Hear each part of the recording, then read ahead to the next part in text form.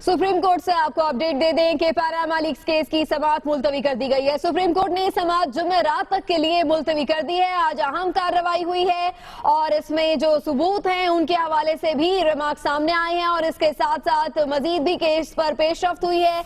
अब ये समाअत जुमेरात तक मुलतवी कर दी गई है। शेख रशीद इस वक्त मीडिया से गुफ्तगू कर रहे हैं।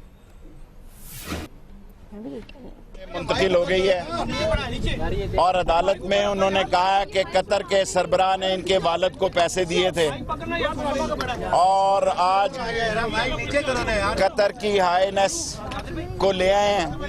मैंने ज्यूरी से दरख्वास्त की कि सारी कौम उनकी तरफ देख रही है। ये महात्मा गांधी का लेटर ले आएंगे मोदी से टेस्ट करा के कि हमने ये पैसे दिए हैं जाती उमरा के सारे सारे फ्लैट ये कहेंगे महात्मा गांधी और मोदी टेस्ट कर देगा। मैंने अदालत से अपील की है कि ये जितने सरहदों पे हमले हो रहे हैं, 7 जवान शहीद हो रहे हैं, जितने दरगाह में बम फट रहे हैं, जो कुछ हो रहा है ये प्लानिंग के तहत पनामा की वजह से हो रहा है। और मैंने उनसे दरख्वास्त की कि आप खुद ही इस केस को सुने।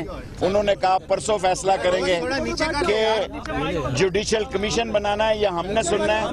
और चीफ जस्टिस साहब ने कहा क्या ही अच्छा हो अगर आप प्रैक्टिस करें तो आप एक बहुत कामयाब लायर हो। उन्होंने मुझे कम्प्लीमेंट दी है, मैं उनका मशकूर हूँ। शेख रशीद अहमद मीडिया से गुफ्तगू कर रहे थे। उनका ये कहना था कि पनामा लीक्स की वजह से ही दरगाहों पर धमाके हो रहे हैं। वहीं साथ साथ शेख रशीद ने यह भी कहा है कि चीफ जस्टिस ने मुझे वकील बनने का मशवरा भी दिया है। जी आपको बताएं कि सुप्रीम कोर्ट ने समाअत जुमेरात तक मुलतवी कर दी है। पीटीआई ने हुकूमती दस्तावेजात का जायजा लेने के लिए 2 दिन का वक्त मांगा है। चीफ जस्टिस ने कहा है कि तमाम फ़रीक़ैन अपनी अपनी दस्तावेजात का तबादला कर लें। इस मौके पर जस्टिस अजमत बोले कि सच को दस्तावेजात के जरिए दफन न करें। तो अहम केस है और अब कमीशन बनेगा या नहीं इस पर फैसला बाद में होगा।